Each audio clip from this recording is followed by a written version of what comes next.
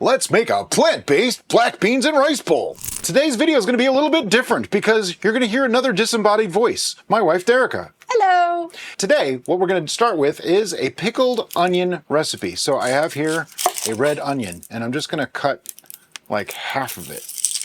These red onions that we got were huge, so Brian's like, that's way too much. Yeah, we don't need the whole thing. I like pickled onions as much as the next two people, but you know, too much is still too much. Okay, let me get all this paper out of the way. So I'm going to cut this part in half because what I want is like the big rings. So now I'll just peel the paper off of that part. You'll see what I mean in just a second. It'll make more sense. See, now I can cut thin slices off of those. Now the trick here is thin, because if it's not thin enough, it won't pickle fast enough. This is a quick pickle. This is not like a leave it for a week pickle. This is, you're gonna have pickles in like an hour.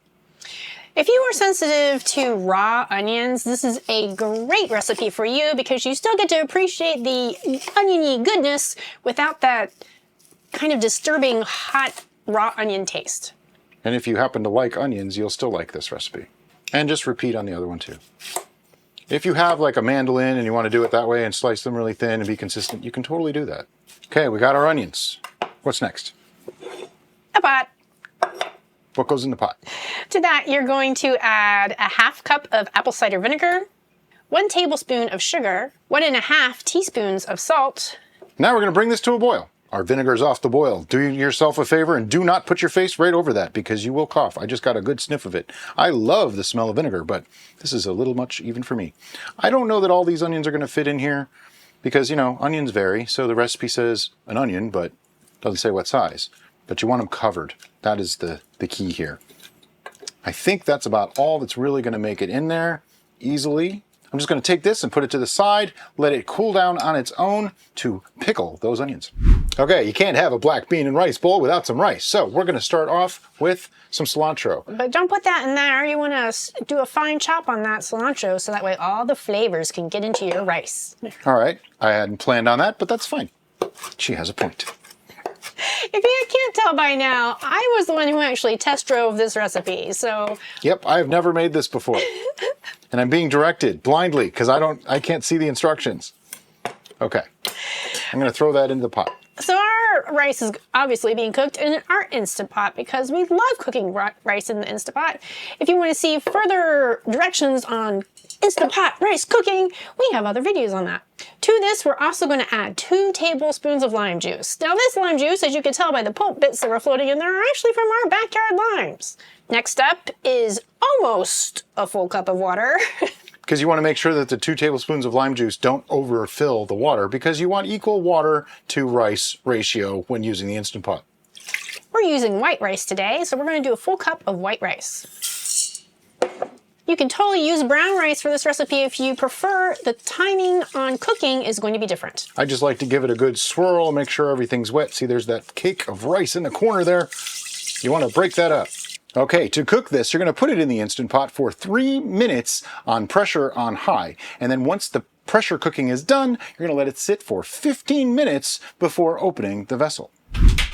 All right, our pickled onions are now pickled. So what I want to do, they are cooled down too. They're about 100 degrees Fahrenheit right now. I'm going to dump that off into a glass container, retrieve every last onion pickle, pop on a lid, stick that in the fridge until you're ready to use them.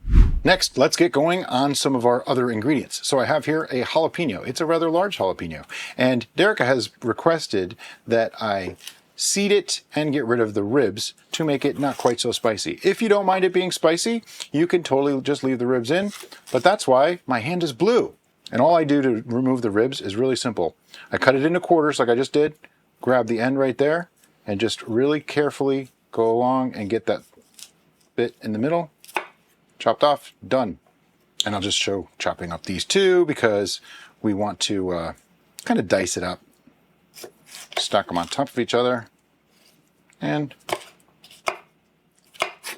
cut into, that's probably what, 3/8 of an inch pieces. I mean, like, you know, I'm not going to get a measuring tape out or anything, but that's about what they are. And same on the other one. Depending on your preference, of course, you can make it more chunky or more finely sliced. And if you're feeling really lazy, you could just make rings. All right, so there's our jalapeno. with as few seeds as possible. The recipe calls for what, 1 clove of garlic? 1 clove, yeah. So we're using 3. Of course. And I'm just going to cut the woody bits off. Some people are bothered by that. And these just get out of here, seeds. These just get diced up.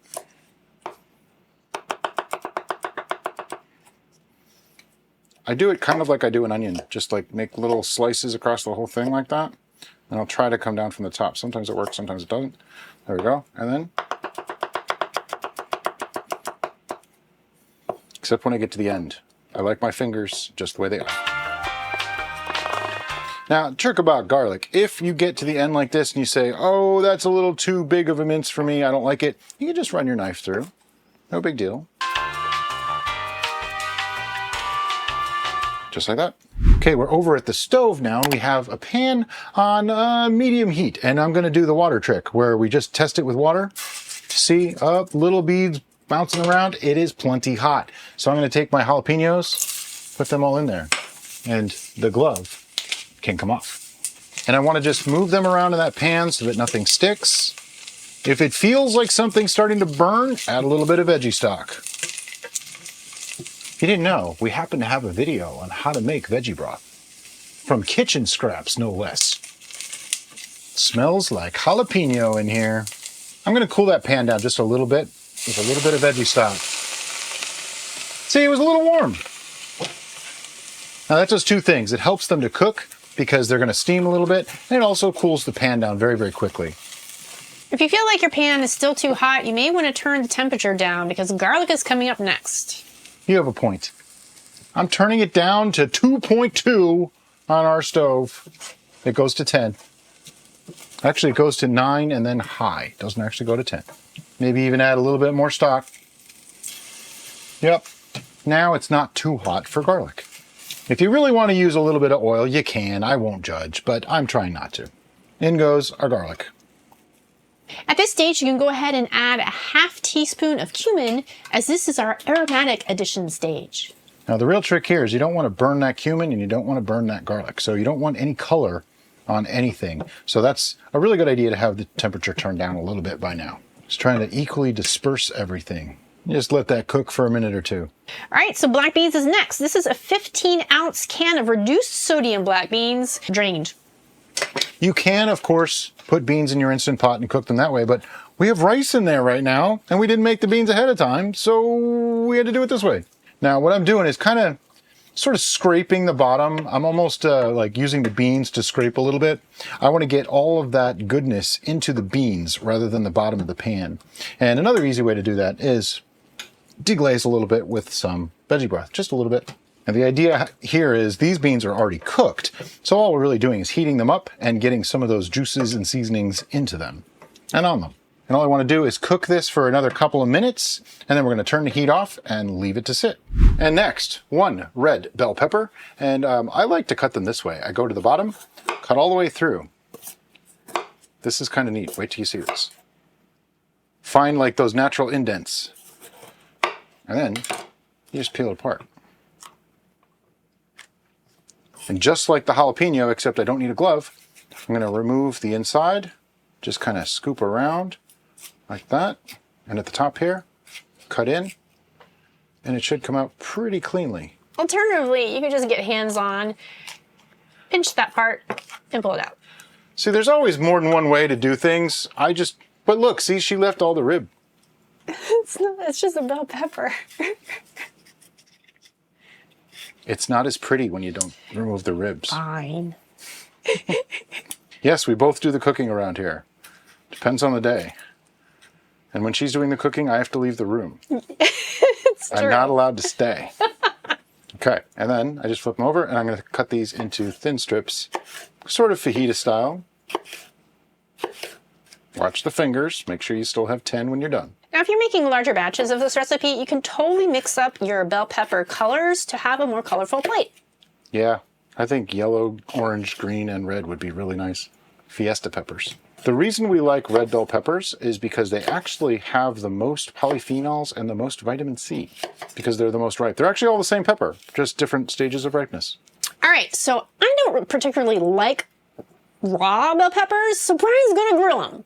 Okay, so I have my grill pan over medium-high heat. I love this grill pan. It's non-stick, and there's a link to it in the description if you want one.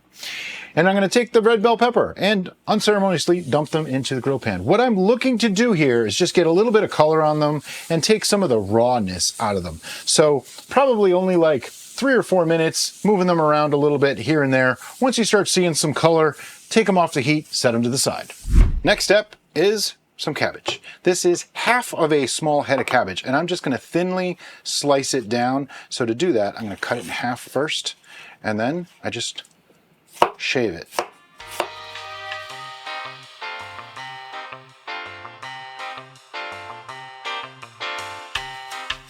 So Brian was questioning on the amount of cabbage I selected, and I'm going to say now that he was right.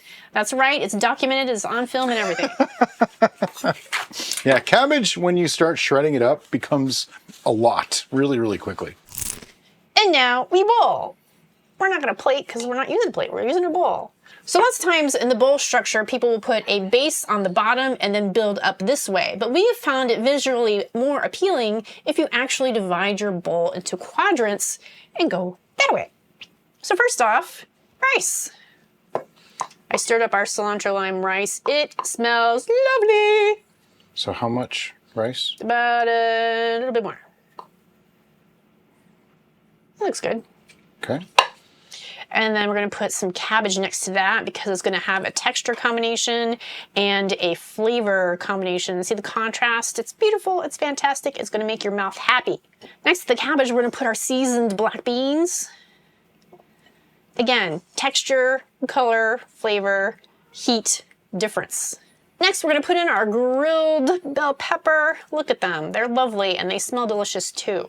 Then we got our pickled onions. We're gonna place those right on top of our rice because it's gonna make a lovely contrasting color. And those juices are gonna soak in there and make things extra flavorful. Another thing I want to mention about this, when you're done with all those onions, save that liquid. It's delicious and it's a perfect addition to a pasta salad or a salad dressing. I made a fresh batch of our guacamole, link in the description below, so we're gonna add that to this as well. If you don't have time to make guacamole, you can just slice up a ripe avocado, and that way you'll get the same rich creaminess with less fuss. Now we have our fresh pico de gallo. This is delicious. This time I made it with white onions since we already had the red onions as our pickle. And we're just gonna add that to the spread. If you don't feel like making pico, you can always add your store-bought salsa as you wish. And to make it fancy, we're gonna just put some fresh cilantro on top. Sprinkle, sprinkle. And now it's time for pictures. No cooking show is complete without a tasting. I love this bowl. I love the flavors in this bowl. I love the colors in this bowl. I love the textures in this bowl. Derica turned me onto black beans many years ago, got me to eat them, mostly against my will at first.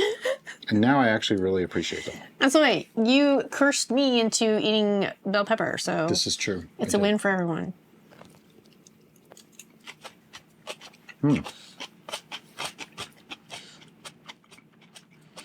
Those pickled onions will shock you. They are so amazingly good, and mixed with the like creaminess of the rice and the guac. Oh yeah, this is just awesome.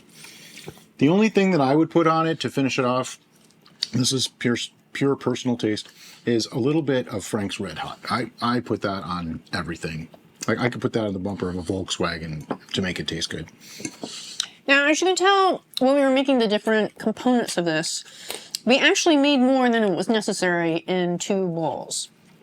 And we did that on purpose because all of those things can be used with multiple other things to make more yummy food.